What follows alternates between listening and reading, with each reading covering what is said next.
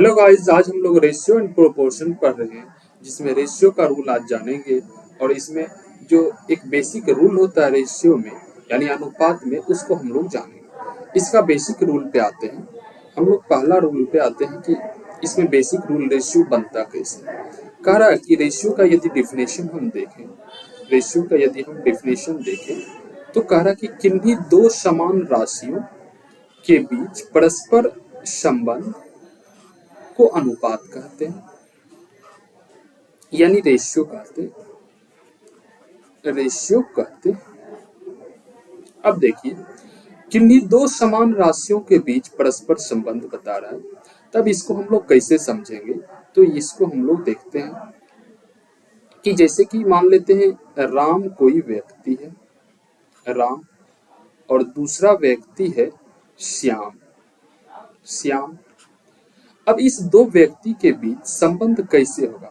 मान लेते यदि इसके पास 100 रुपया है तो इसके पास भी 50 रुपया या 100 रुपये किसी भी चीज भी हो, यदि यहाँ रुपया का चर्चा हो रहा है, रुपया का, यहाँ भी रुपया का ही चर्चा होगा, इस दोनों के बीच रेशियो का संबंध स्थापित होगा, यानी अनुपात का संबंध स्थापित होगा।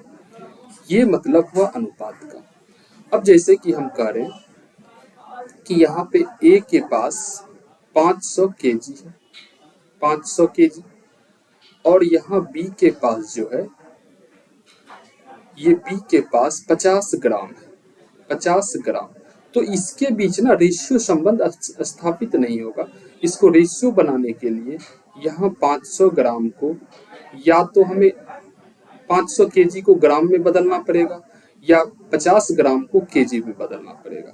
यहाँ पे हम लोग देखते हैं,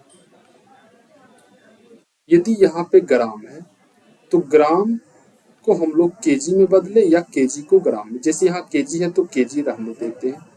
अब रेशियो लिखते हैं 50/100, ग्राम को अब केजी में हम बदल दिए, ठीक, 50/100 केजी। तो ये रेशियो स्थापित होगा। तो इसी को हम लोग समझेंगे प्रश्न के माध्यम से कि कैसे। मान लेते जैसे कि ए और बी के पास 2:3 के अनुपात में धनराशि है, और बी अनुपात सी के पास 4:1 के अनुपात में धनराशि है। अब इसमें ए बी सी का रेशियो यदि हमें पता करना हो, ए बी और सी का रेशियो, तो कैसे निकालेंगे। तो इसको देखिए, यदि यहाँ पहला रूल तो इसका बेसिक जानते हैं हम लोग। जैसे कि ये बी यहाँ पे है और यहाँ भी बी है, तो दोनों जगह जब एक ही बी है, यानी दोनों जगह बी व्यक्ति नाम का समान व्यक्ति है, तो यहाँ पे इसका वैल्यू भी समान होना चाहिए। यानी इसका वैल्यू समान बनाने के लिए इस दोनों का एलसीएम लेते हैं। तो एलसीएम यदि लेंगे तो 2:3 और यहाँ पे 4:1 है, 1 है। यदि इसका एलसीएम लेंगे 3 और 4 का, तो एलसीएम आ जाएगा 12। ये एलसीएम आपको 12 आ जाएगा। अब इस 3 को 12 बनाने के लिए 4 से गुना, और इधर 4 को 12 बनाने के लिए 3 से गुना करना पड़ेगा। अब रेशियो का रूल है, यदि इसमें हम किसी डिजिट से गुना किए, उसी डिजिट से इसमें करना पड़ेगा। यानी इसमें 4 से तो इसमें भी 4 से, और इस डिजिट में यदि 3 से गुना किए तो इधर भी हमें 3 से गुना करना पड़ेगा। अब यहाँ से यदि अनुपात निकल के आ रहा है तो क्या आएगा, यानी यहाँ से 4 दूनी 8 अनुपात 4 तिहाई 12, फिर यहाँ पे 4 तिहाई 12 अनुपात 3। यानी ये रेशियो आपको आया क्या चीज का, ए अनुपात बी और बी अनुपात सी का। इस तरह से ये रेशियो आया, ठीक। अब देखते हैं इसको इससे भी आसान तरीका से कैसे बनाएंगे। जैसे ए अनुपात बी बराबर है 2:3 और बी अनुपात सी बराबर है 4:1, ठीक। यदि हमें ए का निकालना है और बी का सी का, यदि ए का निकालना है तो ए का वैल्यू 2 है, यहाँ से डायरेक्ट नीचे आएंगे और इस दोनों को गुना करेंगे। तो 4 दूनी 8। फिर b का निकालना हो तो यहाँ से यह इधर आ जाएंगे कोना की ओर, तो 3 गुनी 4 हो जाएगा आपको 12। फिर यहाँ से c निकालने के लिए c नीचे है तो डायरेक्ट नीचे आ जाएंगे, तो 4 तिहाई 3 गुना 1 तो 3 हो जाएगा। यहाँ से a अनुपात b अनुपात c बराबर 8 अनुपात 12 अनुपात 3 के अनुपात में आ गया। अब आते हैं हम लोग प्रश्न पे, या यहाँ पे एक बार और हम एक देखते हैं, जैसे कि a अनुपात b बराबर दिया हुआ है 4 अनुपात 7 और b अनुपात c बराबर दिया हुआ है 5 अनुपात 2। तो यहाँ से यदि a b और c का रेशियो निकालना हो, a b और c का रेशियो, तो कैसे निकालेंगे? तो देखिए, यदि यहाँ से a का निकालना हो तो a यहाँ है, a से डायरेक्ट नीचे की ओर आएंगे, यानी 4 पंचे 20, ये 20 हुआ। फिर रेशियो लिखेंगे और b यहाँ है, ये इस तरह से यहाँ पे आ जाएंगे, तो 7 गुनी 5 हो जाएगा आपका 35 और c नीचे है तो डायरेक्ट नीचे आएंगे और फिर अनुपात हो जाएगा 7 दूनी 14, यानी ये आपका रेशियो इस तरह से निकलेगा। ठीक, अब आते हैं हम लोग, एक प्रश्न दिया हुआ यहाँ पे, if a ratio b ratio c equal to 1:3:5 है and 6a minus 2b plus 3c equal to 9, then the value of b, यानी b का मान हमें निकालना है। दिया हुआ प्रश्न में a अनुपात b अनुपात c बराबर 1 अनुपात 3 अनुपात 5 और 6a minus 2b plus 3c बराबर 90, तो b का वैल्यू क्या होगा? तो b का वैल्यू क्या होगा ये निकालना है हमें। अब देखिए, यहाँ से यदि a b c का वैल्यू निकालना तो 6 के जगह यदि इसको हम डिफिनिट कर दें तो यहाँ पे k लगा दीजिए, यहाँ भी k और यहाँ भी k, तो 1k 3k और 5k, तो a के जगह हो जाएगा 6 इंटू k, फिर माइनस 2 इंटू 3k, फिर यहाँ पे 3 इंटू 5k इक्वल टू है 90। तो देखिए यहाँ पे 6k हो जाएगा, माइनस 3 दूनी 6k, फिर प्लस 5 तिहाई 15k बराबर 90। ये 6k कैंसिल हो जाएगा, बचेगा 15k बराबर 90, तो k का वैल्यू यहाँ से आ जाएगा 6। अब देखिए यहाँ पे 6 इंटू 1 6, फिर 3 इंटू 6 18, फिर यहाँ से 5 इंटू 3 5 इंटू 6 30 हो जाएगा। अब यहाँ से वैल्यू क्या करा b का, तो b का वैल्यू हमें प्राप्त हो जाएगा 18, यानी b बराबर 18 आपका सही उत्तर हो जाएगा। ये तो हम ऐसे समझाने के लिए बनाए थे, आपको मेन प्रश्न का आंसर ये हुआ। अब जैसे यहाँ पे हम लोग k मान लिए या x मान लिए ताकि चर मान आसान से बनाने हो, लेकिन इतना मानने का भी जरूरत नहीं है। जैसे यहाँ पे यदि दिया रहे a अनुपात b अनुपात c बराबर 1 अनुपात 3 अनुपात 5, तो 5 3 8 1 है, या यहाँ पे जैसे 6a माइनस 2b और प्लस 3c बराबर दिया हुआ है 90, तो देखिए 1 से 6 इंटू 1 6 माइनस फिर 3 इंटू 2 6, ये कैंसिल हो जाता, और 5 इंटू 3 15 बराबर 90, तो 1 का वैल्यू 6 होता, 15 6 का 90, 1 का वैल्यू 6, यदि b का वैल्यू निकालना रहता तो 3 गुना 6, यानी यहाँ से भी 18 आपका उत्तर आ जाता। इस तरह से भी हम बना सकते हैं। अब आते हैं नेक्स्ट प्रश्न पे। नेक्स्ट प्रश्न कह रहा कि 3 संख्या a b और c इतना के अनुपात में है। देखिए यहाँ पे हम लिख देते हैं 3 संख्याएं a अनुपात b अनुपात c है, इसका रेशियो 1 अनुपात 2 अनुपात 3 के अनुपात में है और योग का आधा 18 है, तो संख्याओं के वर्गों का अनुपात क्या हो? कह रहा कि a अनुपात b अनुपात c बराबर 1 अनुपात 2 अनुपात 3 है और इस तीनों के योग का आधा 18 के बराबर है। मान लेते 3 1 के, इसको यदि हम 1 के डिजिट को हम डायरेक्ट मान ले इसको डिफिनिट कर ले, जैसे कि 1k, फिर 2k, फिर यहाँ पे 3k इक्वल टू कितना हुआ, 3 2 5 1 6। यदि इसको ऐड कर दे, हम ऐड कर दे तो ये हो जाएगा मेरा 6k, और 6k का आधा जो है वो है 18 के बराबर।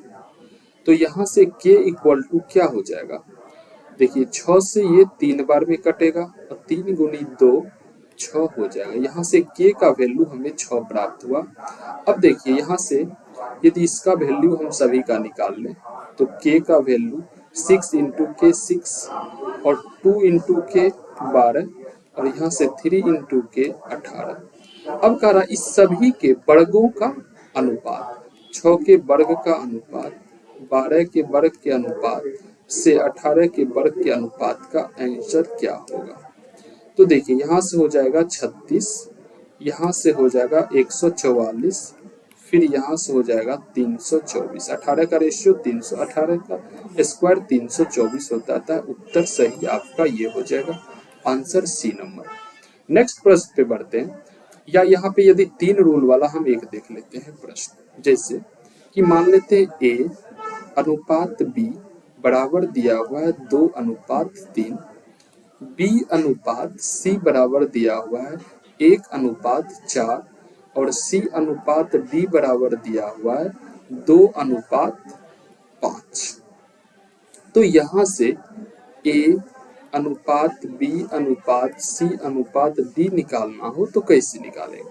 देखिए यदि ए निकालना हो तो यहाँ से डायरेक्ट हम लोग नीचे आ जाएंगे, यानी 3 2 दूनी 4, फिर रेशियो लिखेंगे।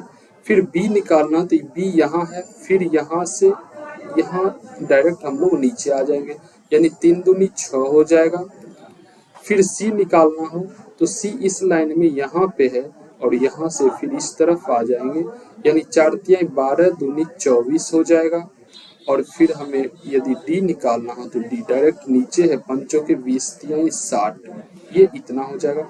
यदि इसका छोटा रूप करना चाहे तो आप 2 से काट सकते हैं, 2 से 2 बार, 2 से 3 बार, फिर 2 से 12 बार, 2 से 30 बार, यानी ये आपका सही उत्तर आ जाएगा। नेक्स्ट प्रश्न पे बढ़ते हैं। कहा कि if a ratio b equal to 2 ratio 5 and b ratio C equal to 6 ratio 7, then find a ratio b ratio c. यानी ए अनुपात बी बराबर दिया हुआ है 2 अनुपात 5 और बी अनुपात सी बराबर दिया हुआ है 6 अनुपात 7। तो कह रहा कि ए बी और सी का रेशियो क्या होगा। तो देखिए यदि यहाँ पे हम इसको सॉल्व करें तो जैसे ए रेशियो बी बराबर दिया हुआ है 2 अनुपात 5 और बी रेशियो सी बराबर दिया हुआ है 6 रेशियो 7। ठीक, यदि ए निकालना हो तो डायरेक्ट नीचे, यानी 6 दूनी 12, फिर बी निकालना हो तो इस तरह से 5 गुनी 6 रेशियो यानी 30 हो जाएगा।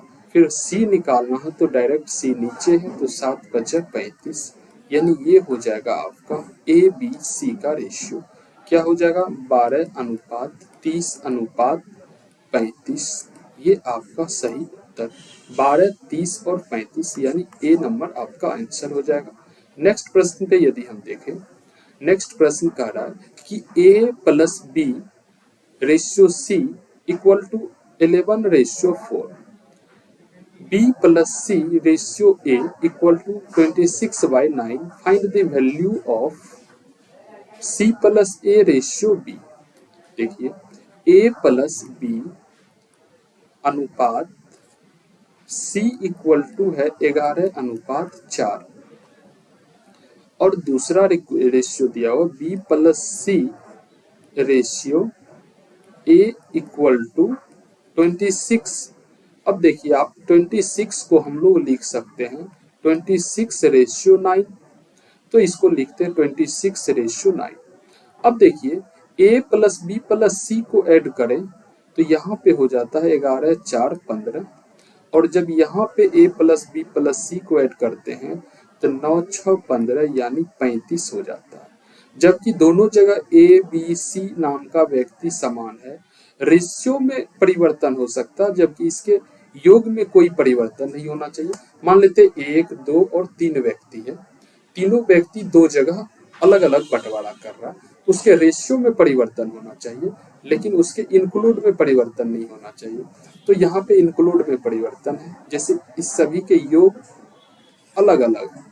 तो योग को इक्वल करने के लिए 15 और 35 का यदि एलसीएम लेते हैं तो 105 होगा, यानी 15 को हम 7 से गुना करें तो 105, और इसको 3 से गुना कर दें तो ये 105 हो जाएगा। अब देखिए दोनों का योग बराबर हो गया, तो इसमें भी 7 से गुना करना पड़ेगा और इसमें भी 7 से, इसमें 3 से तो इसमें भी 3 से। तो अब देखिए यहाँ से वैल्यू क्या निकालना, C plus a ratio b का क्या होगा।